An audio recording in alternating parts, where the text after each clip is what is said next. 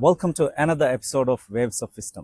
I'm recording this episode from Chennai, India, and with me here today is Trudi Boatwright, a famous global speaker and an experiential learning expert, all the way from Australia. Welcome to the show. Thank you for having me. This is very exciting, doing this in Chennai. Wonderful, isn't it? And we have been speaking at the PSS 2026. I've heard your speech, and it was I would say it was more than a speech. It was like a play. I think this is what you are specialized in, right? This is. Yeah. So to start with, Trudy, can you tell our audience a little bit about your self and how you have actually come across up to here? Yeah, sure. Yeah. Yes, I'd be happy to. So my journey into play is not the straight line journey. My background is as an actor and theatre maker. Mm-hmm. And along the way, often as an actor, you have to have supplementary work. And so I would work in all different organizations, all different industries, everything from banking and sales and hospitality and manufacturing in between around my acting work. And it was along the way that I really realized how the power of play and the power of creativity can come into the foresight personally, because I had to adapt really quickly to the way I fit into these organizations. Fast forward many years later, and I spent 5 years as a Starlight captain for a charity called the Starlight Children's Foundation. So that is almost like a clown doctor, but a little bit different. You're a superhero in a children's hospital, and you provide distraction for the patients, the children, the siblings, and the parents that are in the hospital system. And across those 5 years, I really learnt about the power of purposeful play and how actually play can be used for so much more than our lives. At the same time, I was discovering experiential learning and training. I was working at a leadership simulation center, and I was working in this sort of management space of helping people grow their communication skills. Once again, fast forward to add in a human-centered design master's. I've got a master's of design futures, and they all came together to really understand how the future really needs playfulness, creativity, and also it makes me extremely happy. So I've sort of post-COVID understood that there was a real need for people to connect, to be happier in the work that they do, to learn faster, and all of that seemed to revolve around the power of play. And so that's how I fell into it. Wonderful. So before you started this career, before your role plays in hospitals, what were you doing? Everything. Okay, I'm going to admit. So whilst working, I worked for an actor as an actor for 10 years. I've got a theatre company, I still do. But anyone who works in the arts will tell you that the work is inconsistent. So you always have to have some form of second source of income. Yeah. So I've had 48 jobs. I have taught chocolate making workshops. I have worked in 5-star resorts. I have worked in telesales. I have worked in recruitment. I have worked as a payroll administrator. So my experience was incredibly varied. And along that, the one thing that was the common thread that led together was communication. So I was always working in a communication space because it tied in very nicely with my acting and my theatre making. So whatever that journey has been, and the front end is very fuzzy, as we like to say in design about the fuzzy front end, what it did was it gave me a really holistic overview of organizations. And what I learned was that experience of having all of those roles in all of those varying industries means that I can go in now as a consultant or as a speaker or as somebody who's providing a workshop, and I can understand organizations very quickly, very deeply, and I can work in how I fit in and how I make my work relevant to the organization at hand, because that's what I was doing for at least 10 years. I'd have to go in, fit in, work it out, get the vernacular. You know, every industry, every organization has its culture, and I became a cultural chameleon, I like to say, where I'd work out how to fit into every different culture. Yeah, so this is quite interesting. Why you think it is important actually to bring in playfulness and experiential learning? Is there a shortage of this type of learning in the world? Yes, there is 100% a shortage of this type of learning.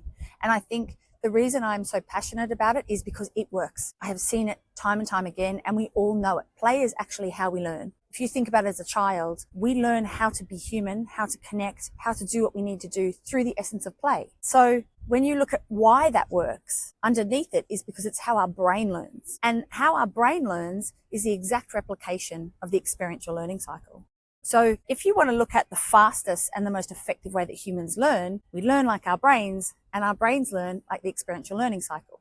So the fact that David Kolb and Alice Kolb have created this model that we can then use to support us and our learning in our organizations is incredible, because the retention rate is much higher. I think it's up to 85% retention for the experiential learning, compared to, I think it's something like 16% for like talk and talk. So you learn faster and you retain more. And if you think about one of the things facing our future, facing our organization, whatever industry you're in at the moment, is speed. We want everything done faster, quicker, more effectively, and that's a challenge. And so how do we combat that challenge is we learn experientially.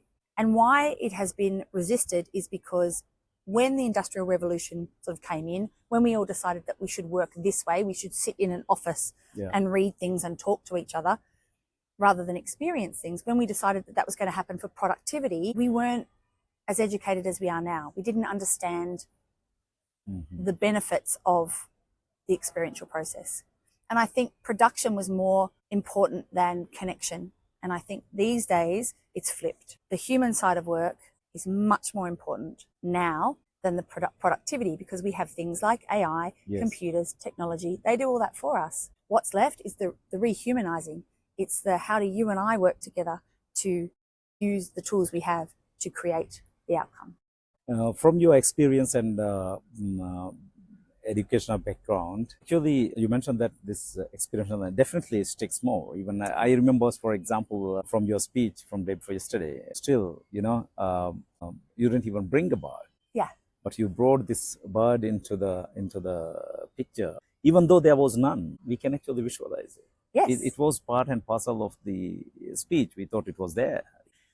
Why actually that happens? Because I'm a huge advocate for our imaginations. Our imaginations define us as human beings. We're the only known species to have one. So we use it for good and for bad. We imagine the future. It's often what stops us, because we imagine what could happen or would happen or should happen. We also look back on what might have been, what could have been. Our imagination is so powerful, and I don't think as humans we harness it for good, enough for good. It can make us feel incredible things. If you look into a dark room, your pupils dilate. If you imagine looking into a dark room, your pupils also dilate. That is a phenomenal power that we have within our brains that we can use, harness, and master. So I want people to experience that, right? I can sit here and talk to you about this imagination stuff and you go, yeah, that's great. But if I make you feel it, if you have a visceral response to it, that's what you will remember. And it is because I spoke for 30 minutes and that's the bit that we're talking about, the moment where you felt. And that is the key to the experiential learning cycle. We all know that 70 to 90% of our communication is nonverbal. We all live our lives to experience. We search for love. We live in fear. We're all experiencing things all the time as humans. And then we hit this like barrier of work and we go, oh, no, we don't want experience. We want to now we want to think and use our logic. I think we're missing a really key element of performance, and that's using the imagination, using the tools that we have in this space of creativity and play.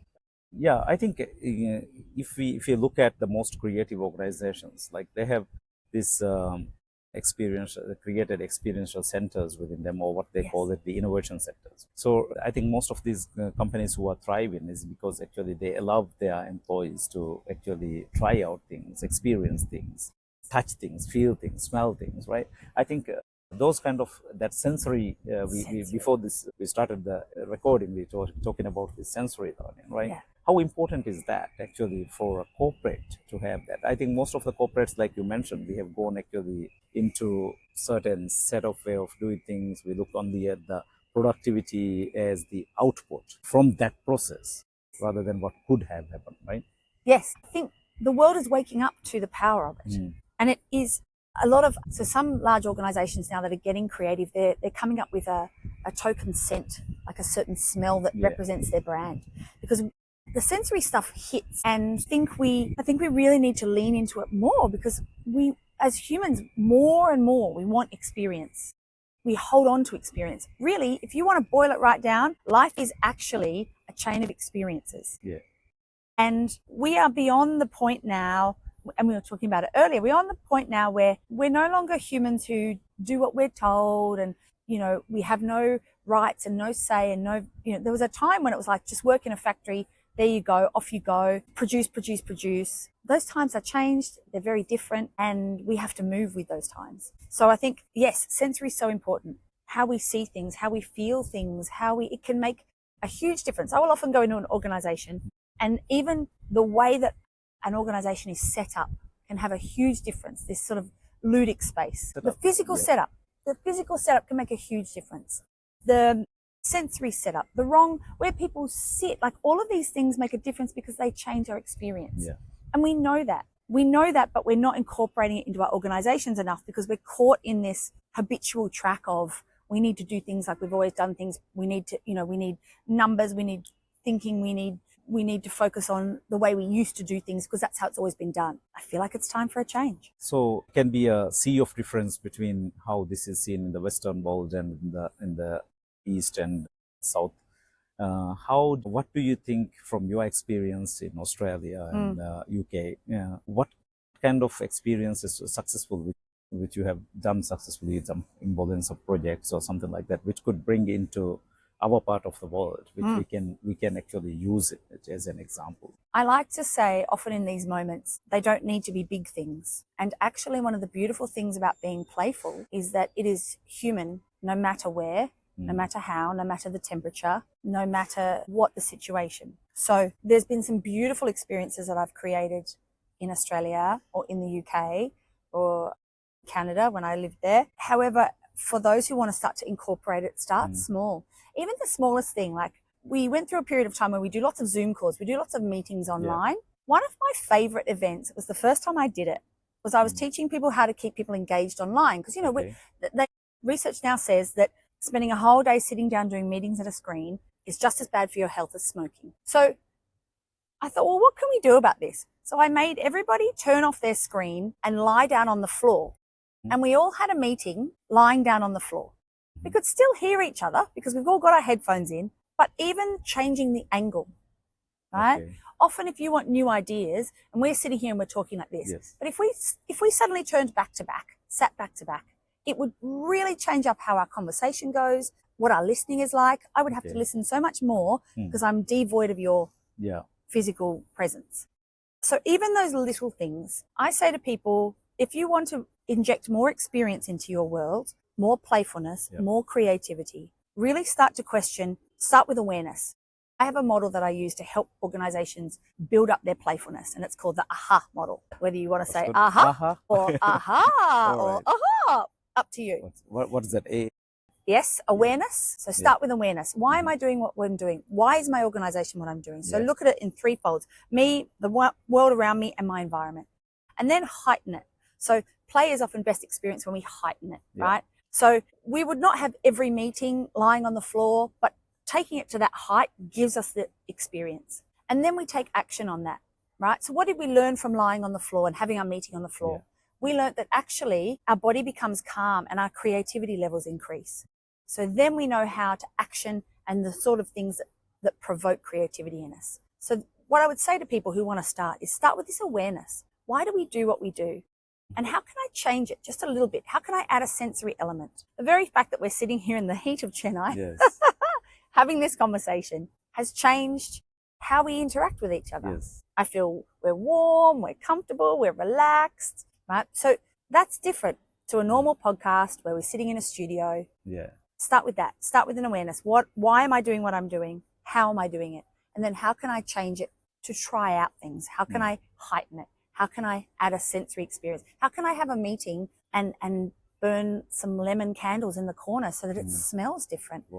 Right? How can I hold this Zoom meeting where I'm going to ask at certain points everybody just turn off in online meetings, I'll often get everyone to turn off their screen and stand up. We just have a section of the meeting where we're just standing. If we're face to face, why don't we put the agenda in a hat and pick it out one by one so we don't know the order of the meeting? What are the things that you can do to start turning up the dial is what I would recommend. So it is I think from what you explained just now, it's what I gathered is it's been more aware, more conscious of our situation at a time, and being not following a set of agenda. This is something, of course, as professional speakers, we practice a lot. And we have to be aware of the audience, of the moment, in the moment. We can't just prepare a speech and go and just deliver as it is, ignoring the circumstances in the audience, right? So when it comes to professional speaking, how you bring about these elements to connect with the audience? I feel for that 30 minutes of your speech day for yesterday, I was like hooked onto from like, okay, what will happen next? What will happen next? So how do you, how do I take that awareness into speaking? I have a lovely saying for my professional speaking, and I see this a lot in speakers. We say, oh, it's one to many. I like to flip it, and I like to say it's many to one. And what I am there to do is to serve my audience's experience. And I think often speakers will come at it from a point where they say, I have something to say to them. I like to flip it, and I like to say, what is it that they want to experience from me? And that my whole time as a professional speaker, when I'm delivering keynotes, is about how do I give the audience the peak experience that they need? Not what I need. I'm having a good time regardless, because I really love what I do. But what does my audience need? I will chart, and watch this space because I haven't released it yet, but it's coming. I have a chart that I use to chart my audience's experience that maps my keynote. And I really look at the journey that they will go on. And my goal is to take them up, take them down, take them up. If we hit a peak here, we need a rest here. So I actually map out experientially what my audience will experience point by point by point along the way. What I hope, I mean, obviously. So that experience, to make it more clear, is it you're talking about emotions? Yes, emotions. Yeah, emotions, what they will feel, like happiness, sad, anger, frustration. Yep. So I will say, I can probably give you a little bit of mapping. I always like to start safely. So I like to start like any other speech, because you need to make everybody feel safe. Nobody wants to go on a journey if they don't feel safe. So I like to start where I am. And then what I will do is I like to take it up. We like to have a light moment. And then I will often converse that by having a moment where we feel something real about the world. And then, of course, you've got to bring people back up. And then I want a reflective moment in the middle, right? Because we've just had some deep feelings together. So let's have a moment of reflection. I will go through and I will highlight where the audience have actions that they have to do, so I can count how many times the audience get involved in what I'm doing. So you'll notice that obviously I will start normal. So I sort of start in what they call the action. Then I'll give you an experience. So we had a moment of reflection. If you think about a certain time that this happened. So we'll have an experience. I introduce nugget. Then we'll have a reflection, remembering something. And then I'll go down, I'll provide knowledge, because an audience is there for knowledge. And then I'll come back round. Okay, so what action can they take from that? And I'll actually go around the experiential learning cycle and chart it in making sure that my audience get a holistic experience. They're not passive. I don't want my audience to be passive. I want my audience to be thinking. I want them to be experiencing. I want them to be feeling. I want them to be taking actions. I want them to be going around the circle. And so I'm very particular about that. So you design the audience journey in that way, right? Yes. Okay, great. So how can we bring this to a normal person's life? We already talked about, you already mentioned about how you were doing this at the hospitals, kids' hospitals. But I think as many people grow older, we lose our childishness, or rather we are supposed to become adults, right? So we lose that playfulness. A lot of people lose that playfulness, and most of the times they carry themselves, they wear suits, they wear the tie for men, and they walk in particular way in the corporate, they take the briefcase, and that is the ideal scenario or the image of a successful corporate leader, right? So how can these leaders, in their day-to-day managing of their companies and in their day-to-day lives, how can they bring about this? I think you hit on it before. Start with the awareness and courage. So I have 5 elements that I believe is the sort of fermented ground of playfulness. One of them is courage. It takes a bit of courage to keep holding on to your playfulness. Flexibility. You really got to be a little bit flexible if you're going to be playful. Awareness is a really key one. A sense of safety, right? Once again, it's very hard to play. If you're in a position where you're feeling safe, you can play. But if you are in a place where it is not safe, you don't feel safe, it can be much trickier. So you want a feeling of safety. And these are the elements that you can just simply try. I really say to people, and I think awareness is a huge thing. My favorite saying is, the person with the most awareness in the room is the person with most choice. Yep. Came from a friend of mine, and I love it because I think that is really the key to any change you want to make in your life. And I think as you get older, because your experience level grows and grows and grows, you don't lose the ability to see things with fresh eyes. So taking the awareness of even that, even the fact that you're not seeing things with fresh eyes anymore. So what else can you see? So I can look at my hand, and I've seen my hand for many, many years, but have I looked at this crease here? And have I looked even closer? And what actually is my fingerprint like? There's always something that you can add on. So I would say to any leader or any person who's getting older, any adult who wants to reconnect to their playfulness, start with the awareness. How do I feel? Even self-awareness. Yeah. How do I feel about things? What makes me happy? What gives me that feeling, that sense of lightness that comes from playfulness? It has to be a conscious effort. It has to be a conscious act, because we are so far removed. From about 27 is the age that we lose our playfulness. Because we are weighed down by responsibility. So research has shown us that we're very, very playful as children, slides off as teenagers. We hit 27, boom, we fall off a cliff. So you've got to be conscious of it to bring it back. Okay. And when we do, and when you can, I mean, talk aging, it is actually the best way to stay young. It is neurologically, for your memory, for your body, it is the most effective way. Let me ask you. Come on. Like, do you feel young by doing this? Yes, I feel alive.